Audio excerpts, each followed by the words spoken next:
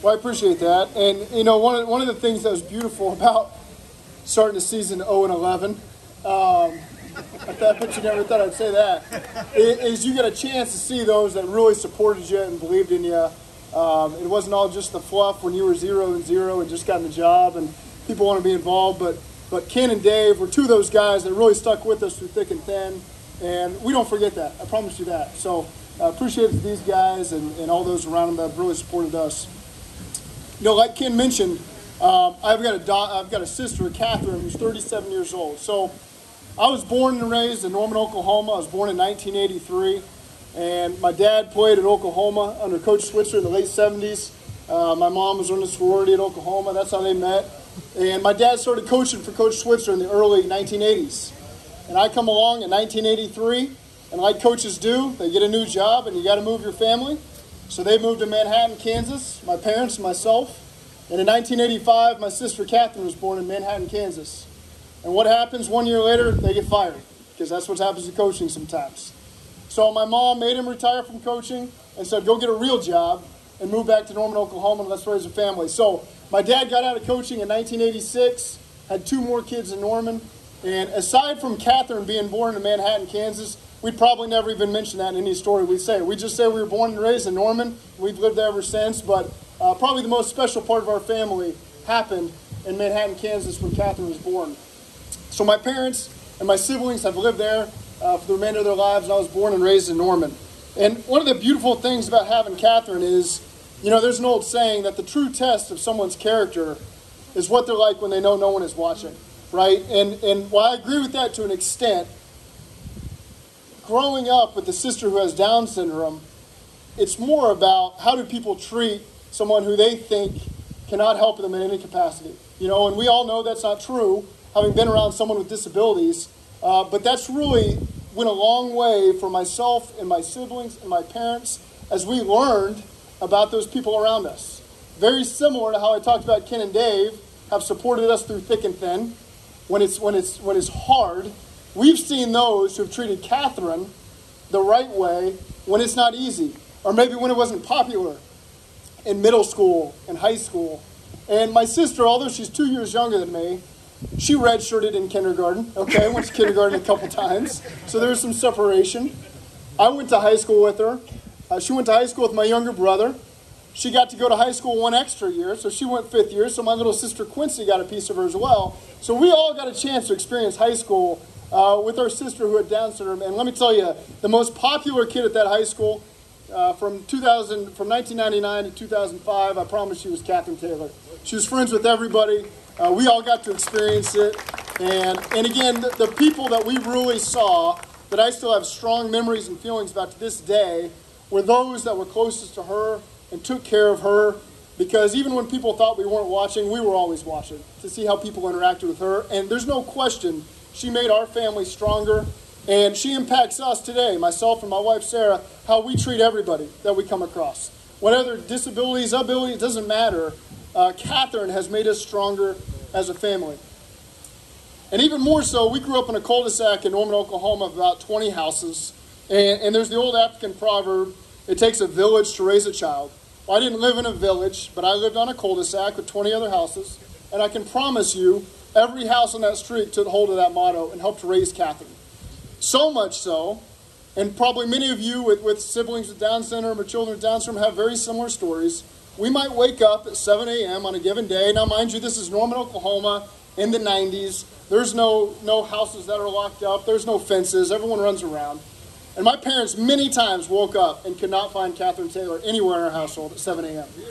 So you had to go to door to figure out whose house she decided to have breakfast at that day. And no stress in them. They're watching their morning news and reading the newspaper and having Catherine over for breakfast. My parents are stressed as can be. Can't find their daughter. But that's just how it was. And one day, back in the 90s, you had the cordless phones in your house. You had the landline, and then maybe you had a cordless phone. And when those cordless phones got off the charger, they died, and you'd be mad. You had to charge it before you could use it again. And we had 2 of them in our house. And I remember one time we couldn't find them.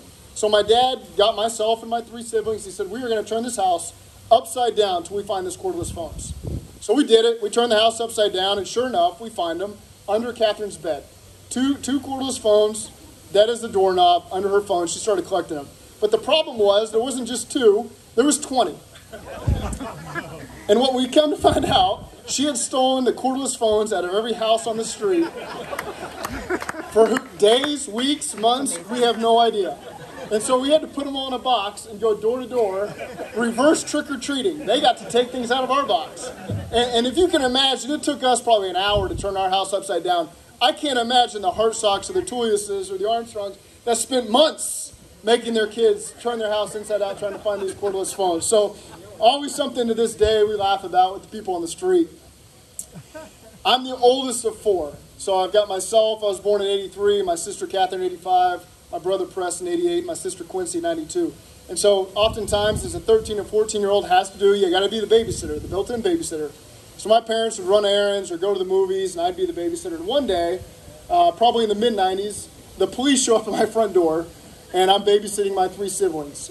And so I try to get my composure together, I ask them what the problem is, and they tell me that they've had a call that someone is having a baby in the house. And I tell them, I can promise you there's nobody having a baby in this house. Well, we got a call that there's an emergency and someone's having a baby in the house. And I pieced it together. Back in the 90s, I was a big fan of the TV show Saved by the Bells. Anybody ever seen Saved by the Bell? Okay, so it's a bunch of high schoolers at Bayside High, and they have a principal, Mr. Belding. And in one of the episodes, Mr. Belding's wife, Mrs. Belding, goes into labor in an elevator. And the kids have to help her deliver the baby. Catherine saw this and thought Mrs. Belding needs our help. And so she called 911 and said that Mrs. Belding is having a baby. And the police showed up. That's amazing.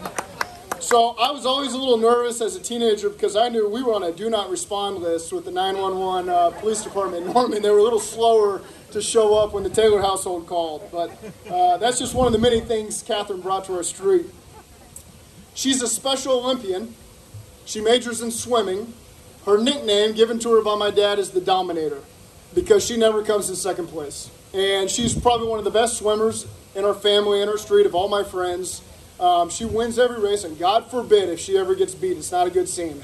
So she's certainly the ultimate competitor in our family. In a family of football coaches and football players, Catherine's the one that takes the cakes. Certainly the biggest trash talker, certainly the biggest competitor that there is. She's got I'll just give you a couple facts about her. She has every Now That's What I Called Music CD, 1 through 82. She plays them all the time in her room on full blast. But she's got them all, 1 through 82. She claims to be an expert in 2 things. Tornadoes, because she lives in Norman, Oklahoma, and mermaids. How they come together, I have no idea. But if you ever run into Catherine, tornadoes and mermaids, she's going to tell you all about them. She went to the Super Bowl this year. It was her 3rd Super Bowl trip. She's got 2 brothers that have played 3 of the last 5, so she's getting a little spoiled. But at the Super Bowl, she happened to be in a seat where on one side was Beyonce, a couple rows down, and on the other side was Rihanna, a couple sides down. So reflect back on what I said about how people treat those that they can do nothing with them. Beyonce, when she waved, did what? She gave her a little heart. Okay, my mom took a picture, and Catherine has never stopped talking about it. Rihanna ignored her. So you can imagine, if you talk to my mom, her stance on Beyonce versus Rihanna is pretty strong and where that comes into play. But that was not her favorite moment from the Super Bowl. Her favorite moment was getting to ride first class. She never stops talking about it. My family got to see us play in the Super Bowl one time, so I got her first class tickets on the plane right out to Los Angeles. And so you think she would talk about the game and the stadium and Beyonce, but all she can talk about is riding in first class on the way to the game. So that's what she took away from the Super Bowl was that first class seat and how luxurious it was all the way to Los Angeles. You know, I've talked to a lot of people who have siblings and kids with Down syndrome and employment, what they do, and I got a chance to go today to Just Brew and see some of the employees there and how that looks. And Catherine's kind of on a similar path there. And her first job, living in Norman, was to work at Couch Cafeteria on the campus of the University of Oklahoma. If anyone's ever been to a big college, you have the freshman dorms, and there's always a cafeteria that kind of services those freshmen that they all come together. And there's a Chick-fil-A, and she worked in there. And I can promise you, she was the most popular person in that cafeteria. If you ask Bob Stoops, Barry Switzer, Baker Mayfield, Joe Mixon, Samaje Perine, they all knew who the girl was that worked at Chick-fil-A. So as you can imagine, her clothes always had OU, couch cafeteria. My dad played at Oklahoma. We went to every OU home game my entire childhood. And then I ended up going to Nebraska. And she can't quite piece this together, okay? So my junior year, biggest game of my life, we're in Nebraska and we're hosting the Oklahoma Sooners. And we get beat that day 31-24, and I'm devastated. And after the game, she always reacts how she knows I'm going to react. If we win, she's happy. If we lose, she's disappointed. But on this day, as I came out of the locker room and we lost Oklahoma, she said, "We won!" I said, "Catherine, we did not win." And she said, "No, we Oklahoma." I said, No. So I had to sort that through with her, but that was really the only obstacle as a fan of mine that she had to overcome, was understanding the difference between me being a Nebraska fan and her being an Oklahoma fan. But she worked at the Chick-fil-A, and that sadly came to an end when they found out that she was taking in more than she was putting out. And she'd eaten enough McNuggets to where they had to have a conversation with her and start to move her role around a little bit. So she ended up working at a coffee shop where she works today on campus called Not Your Average Joe Coffee Shop. And very similar to what I witnessed today is for people with different types of disabilities, and they get a chance to make your coffee and do all that fun stuff. And so it was awesome today to meet Rachel and Max, who were in there working. That reminded me very much of how Catherine would approach a customer. Rachel came up to me today, and I never met her before, and I walk in, it's just the two of them, Rachel and Max. Max is kind of cleaning up, it's almost 3 o'clock, and Rachel's at the counter, and I walk up, never met them before, and Rachel said, "I know you." And I said, "Okay, maybe." And she said, "But I just don't know where I know you from." And so I had to walk her through it. "Okay, man, do you like the Bengals?" "I love the Bengals." I said, "Well, maybe you've seen me on TV. I want to come to a game. Can I come to a game?" And I said, we're going to have to work that out sometime. So if you ever go to Just Brew Coffee, that's exactly what Catherine does. She works for Not Your Average Joe. So I can very much relate to the situation that's going on here in Cincinnati and Silverton. And it's just a beautiful place. I know there's more that are opening up. And I can't wait to get around and get a chance to see a lot of the special people that are working at those places. And so it's just so awesome. And their motto there at Not Your Average Joe Coffee Shop is, "Our mission is to inspire our community by including adults with intellectual and developmental disabilities in the creation of exceptional coffee and an encouraging atmosphere." And as I went in there to Just Brew Coffee House and the empowerment connection through employment, it just really warms my heart to know that's going on here, and that's what's happening with Catherine back in Norman. And so it's tremendous. And so what's next for Catherine is, just as I've heard here by many people tonight, in the discussions to open up a place where they can start to live, as they get to older. She's 38, 37 years old. And so that's what my parents are going through right now in Oklahoma City. My mom's sending me materials every day about a place that they're going to build in Oklahoma City. And hopefully someday Catherine can live there as my parents get older. And it's a place, they don't want to send her just anywhere. They want to make sure it's the perfect place. And I know they spent 30 years researching this.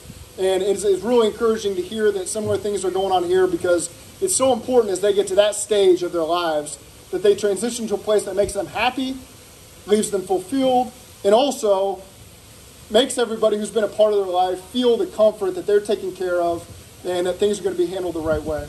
And so Sarah and I love to be a part of this kind of stuff. We'll support every way that we can, because it's so important that people supported my parents and my family as we were growing up.